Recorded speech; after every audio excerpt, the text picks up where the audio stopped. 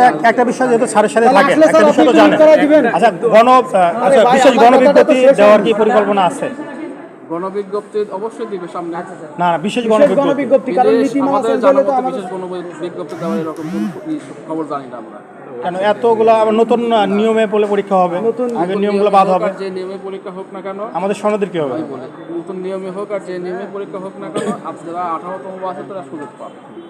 কিভাবে পাবেন স্যার? ওই পাশে তো 200 মার্কের যে এমসিকিউ হবে, আবেদন করার সুযোগ তাহলে কিভাবে হবে স্যার? আমাদের সার্টিফিকেট আপনাদেরকে বাদ দিবে স্যার। আমার কথাটা তো আপনি শুনতেছেন না। আমার কথাটা একটা মিনিট শোনেন, আমি কি বলতে চাই। ভাই আপনি কথা বলছেন কেন সাইড থেকে?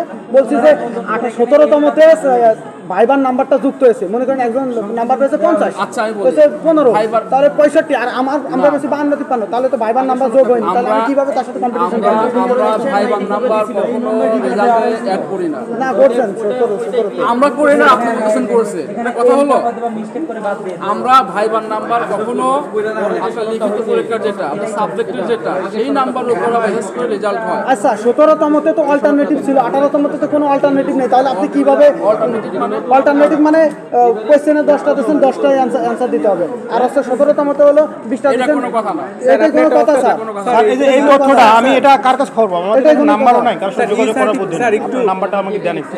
স্যার স্যার এখন কথা হলো স্যার আসলে অন্য টপিক স্যার, কথা বলবো একটু অন্য টপিক।